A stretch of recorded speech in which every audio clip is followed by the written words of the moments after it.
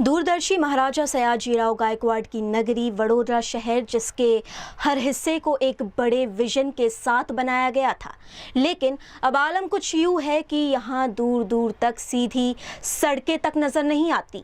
वडोदरा शहर में सड़क धंसने की घटनाएं लगातार बढ़ती जा रही है। आए दिन शहर के अलग अलग इलाकों में गड्ढा पड़ने की घटनाएं सामने आ रही है, जिससे लोगों की सुरक्षा को लेकर भी चिंता बढ़ रही है।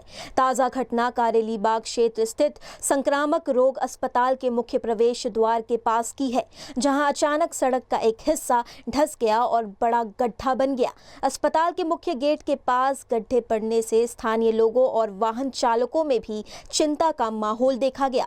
वडोदरा शहर एक स्मार्ट सिटीનું નામ આપીને વડોદરા શહેરની જનતાને અધિકારીઓને શાસનમાં બેઠેલા સત્તાધીશો ગુમરાહ કરી રહ્યા છે। વડોદરા એક ખડોદરા બની ગયું છે। વડોદરા શહેર ભુવાનગરી, સંસ્કારી નગરી, ભુવાનગરી અનેક ઉપનામ જ્યારે મળ્યા છે, ત્યારે આજે નવું જ કારેલીબાગ વિસ્તાર ચેપી રોગના દવાખાનાની બરાબર ગેટ પાસે ભૂવો પડ્યો છે।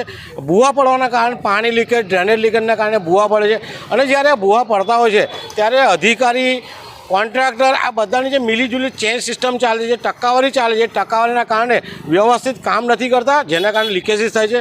હવે આ લીકેજ થવાના કારણે રોડ પણ ખોદી નાખ્યો છે, રોડની વેલિડિટી પણ અહીંયા પતી ગઈ છે। તો સત્તાધીશો જે નવા આવ્યા છે, મેયર હોય, ચેરમેન, એમને વિનંતી છે કે રોડ પર નીકળો, આખા વડોદરામાં ફરો, ક્યાં ક્યાં આવા સમસ્યા છે, કેમ સમસ્યા છે, કોના કારણે સમસ્યા છે, એની તપાસ કરવામાં આવે, અને આવા જે બી અધિકારીઓ છે નિમ્ન કક્ષાનું કામ કરતા હોય, હલકી ગુણવત્તાનું કામ કરતા હોય, એવા અધિકારીઓ સામે તરત એક્શન લે, એવી અમારી માંગ।